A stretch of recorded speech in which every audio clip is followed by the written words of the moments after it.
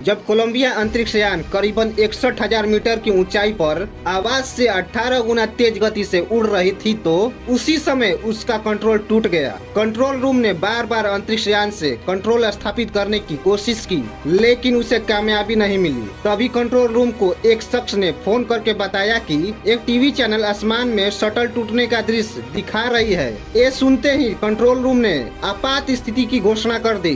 Shuttle यान की खोज में कई दिन लग गए। नासा को सघन जांच में शटल के 84,000 टुकड़े मिले। इन्हीं 84,000 टुकड़ों में भारत की एक वीरांगना भी थी, वो जिन्हें बचपन से ही उड़ने का शौक था, तारे ताकने और ब्रह्मांड की सैर करने का शौक था, जो 40 की उम्र आते आते हमें छोड़कर तो चली गई, लेकिन अब ना जाने कितनी कल्पनाओं, कितनी उम्मीद, कितनी सपनों का हिस्सा है। इस वीडियो में हम बात करने वाले हैं the unconventional star of Kalpana Chawla के बारे में। 30 नवंबर 1997 का दिन सिर्फ अमेरिका के लिए नहीं बल्कि भारत के लिए भी एक खास दिन था। अंतरिक्ष से लौटते समय नासा का कोलंबिया अंतरिक्ष यान दुर्घटनाग्रस्त हो गया। स्पेस शटल में 7 लोग मौजूद हैं, जिनमें से एक है कल्पना चावला, मगर ये पल उनकी जिंदगी के आखिरी पल थे।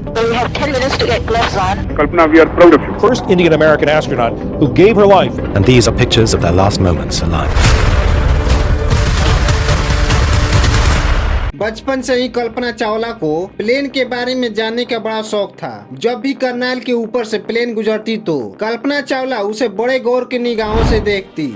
हालांकि उनके फादर चाहते थे कि वे डॉक्टर या टीचर बने, लेकिन 8 क्लास आते आते उन्होंने डिसाइड कर लिया था कि वे स्पेस और अंतरिक्ष दुनिया के बारे में जानना चाहती है। करनाल की स्कूलिंग के बाद कल्पना चावला कॉलेज पहुंचती है और पंजाब इंजीनियरिंग कॉलेज से एरोनॉटिकल की डिग्री हासिल करती है। फिर पंजाब से इंजीनियरिंग पास करने के बाद वह यूनाइटेड स्टेट चली जाती है और यहाँ आने के बाद वे कोलोराडो यूनिवर्सिटी में एडमिशन ले लेती है।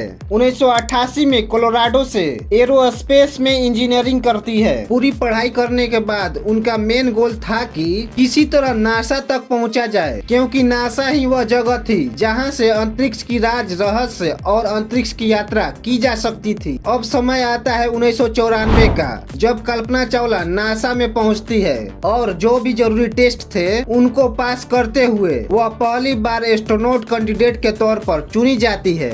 1 साल के ट्रेनिंग के बाद एस्ट्रोनॉट ऑफिस में क्रू रिप्रेजेंटेटिव के रूप में इनका सिलेक्शन हो जाता है और इसके बाद से ही कल्पना चावला नासा में काम करने लगती है।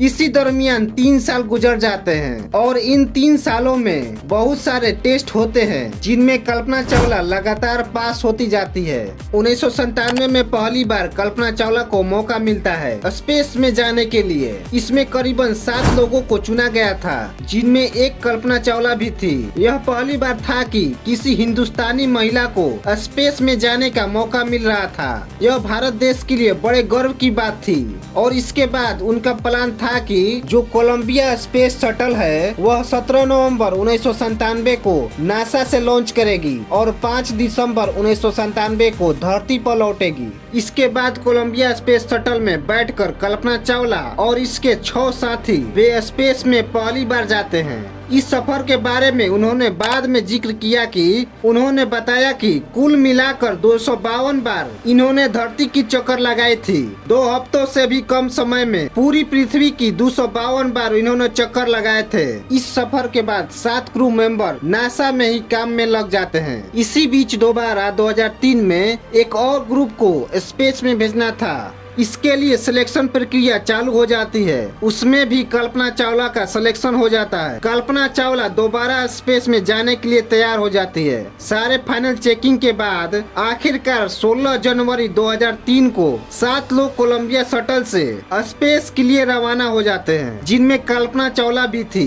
वहां जाने के बाद इन लोगों का जो मेन काम था वह था साइंस और रिसर्च के क्षेत्र में काम करना। वे 7 लोग 2 शिफ्ट में 24 घंटे काम करते और इनको 16 दिन के अंदर अंदर काम पूरा करके पृथ्वी पर लौटना था और वे काम पूरा भी करते हैं। और इसके बाद अचानक कुछ ऐसा होता है कि थोड़ा सा वक्त पहले ही वे वापस मुड़ते हैं धरती के लिए। फाइनल कंट्रोल के कमांड के बाद 8:15 और 30 पर कल्पना चावला का क्रू स्पेस शटल के इंजन को स्टार्ट करता है। ठीक सुबह 8:44 और 9 पर कोलंबिया धरती के एटमॉस्फेयर यानी वातावरण में आता है। इस समय शटल जमीन से लगभग 120 किलोमीटर की ऊंचाई पर थी। धरती के वातावरण में आने के बाद करीबन 4 मिनट के बाद एक सेंसर वार्निंग शो करता है। इसके मुताबिक स्पेस शटल के लेफ्ट विंग में जरूरत से ज्यादा दबाव बढ़ रहा था। किसी वजह से क्रू मेंबर और फ्लाइट कंट्रोलर दोनों को ही यह नजर नहीं आया। इसके बाद 8:53 और 46 तक कैलिफोर्निया के ऊपर पहुंचता है। इस सफर में यह जहाज 28,400 किलोमीटर पर घंटा की स्पीड से उड़ रही थी। इस समय जमीन से स्पेस शटल की ऊंचाई करीबन 70 किलोमीटर हो चुकी थी। मगर यहाँ खतरे की बात यह थी कि जहाँ जहाज के विंग्स के तापमान 1540 डिग्री सेल्सियस हो गया था। इसके बाद जैसे ही जहाज कैलिफोर्निया में आता है, जहाज के कुछ टुकड़े बिखरने लगते हैं। जहाज अभी भी नीचे उतर रहा था। यूटा शहर को पार करते हुए यह जहाज पहुंचता है टेक्सास में, जहां कई सारे लोग जहाज के लैंडिंग को देखने के लिए इकट्ठा हुए थे। मगर यहां जहाज के कुछ हिस्सों को टूटकर आसमान से नीचे गिरते हुए दिखाई देते हैं। और इसके लगभग 7 मिनट के बाद यानी सुबह के 9 बजे मिशन कंट्रोल को आखिर बार क्रू मेंबर की आवाज सुनाई देती है। पर कुछ ही देर में खबर आती है कि कोलंबिया स्पेस शटल चकनाचूर हो चुका है और इनके 84,000 टुकड़े बिखर गए हैं। इसके बाद जहाज के मलबों को इकट्ठा किया जाता है